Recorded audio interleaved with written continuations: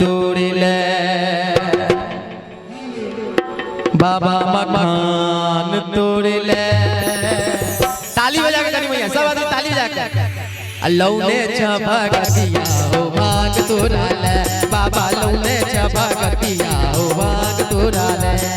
पान तोड़ा ले बाबा, पान तोड़ा ले, पान तोड़ा ले बाबा, पान तोड़ा ले। लौने छभगतिया हो भाग तोड़ा ले बाबा, लौने छभगतिया हो भाग तोड़ा ले। बाजू बाजू बाबा भोलेनाथ की।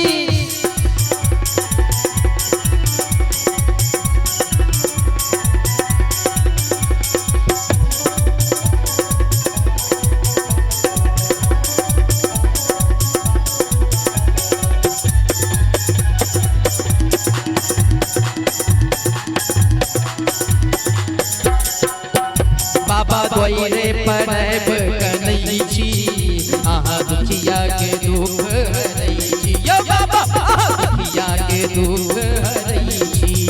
बाबा द्वैरे परब कनै छी, आहा दुखिया के दुख हरै छी। हे भोले भंडारी अच महिमा प्यारी जटाधारी यो। सब आदमी तुम हाथ ऊपर करके जागो जागो महादेव। ताली बजा के बाबा के स्वागत करिए। केना का पान तोड़ा ले बाबा, मकान तोड़ा ले, पान तोड़ा ले बाबा, मकान तोड़ा ले।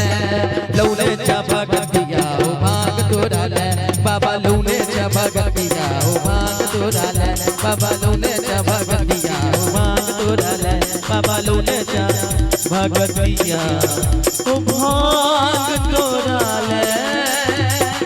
बोलिए बाबा